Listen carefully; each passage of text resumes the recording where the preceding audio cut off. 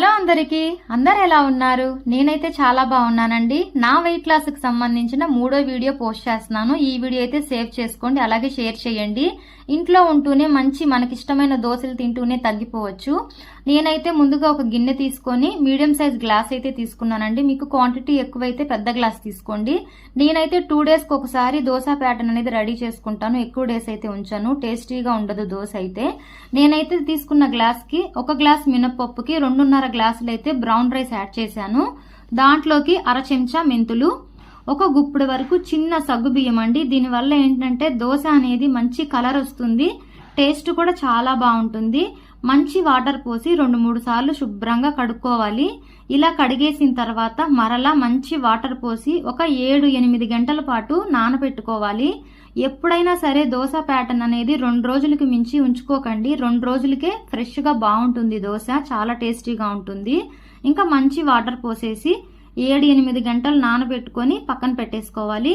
మీరు నైట్ గనక పోసారంటే ఒక 10కి అలాగా మార్నింగ్ లేచిందే 6-7కి మిక్సీ జార్లో కానీ గ్రైండర్లో కానీ ఈ దోశ ప్యాటర్న్ అనేది రెడీ చేసేసుకోండి. మెత్తగా కాకుండా కొంచెం బరగ్గా ఉండేలాగా రుబ్బుకోండి పిండి అనేది. అప్పుడే దోశలు అనేది చాలా క్రిస్పీగా వస్తాయి. పిల్లలు పెద్దవాళ్ళు చాలా ఇష్టంగా తింటారు. నేనైతే తక్కువ క్వాంటిటీ తీసుకున్నాను కాబట్టి మిక్సీ జార్లో వేస్తున్నాను. కొంచెం నీళ్లు వేసి నేను బరగ్గానే రుబ్బుకున్నాను. వీడియోలో చూపించే విధంగా ఇలా ఉండాలి. కొంచెం పొలుకు పొలుగ్గా ఉంటే దోశ అనేది చాలా బాగుంటుంది.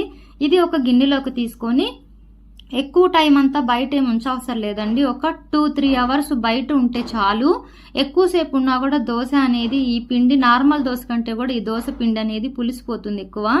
2-3 గంటలు ఉంచేసిన తర్వాత ఫ్రిడ్జ్ లో పెట్టేసుకుని నెక్స్ట్ డే మార్నింగ్ కానీ లేదంటే ఈవినింగ్ కానీ చక్కగా దోశ పోసేసుకుంటే మంచి కలరు, టేస్ట్ చాలా బాగుంటుందండి. నార్మల్ దోశతో పోలిస్తే ఈ దోశ అనేది చాలా బెనిఫిట్స్ ఉన్నాయి. దీంట్లో వెయిట్ లాస్ కి బాగా యూజ్ అవుతుంది. పిల్లలు పెద్దవాళ్ళు చాలా ఇష్టంగా తింటారు. నార్మల్ దోశ అనేది 2-3 నార్మల్ దోశ కన్నా కూడా ఈ బ్రౌన్ రైస్ దోశ అనేది టేస్ట్ అయితే చాలా బాగుంటుంది.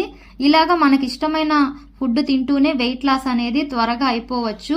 మళ్ళీ వెయిట్ లాస్ కి సంబంధించిన దోశ ప్యాటర్న్ తో ఇంకొక వీడియోలో మళ్ళీ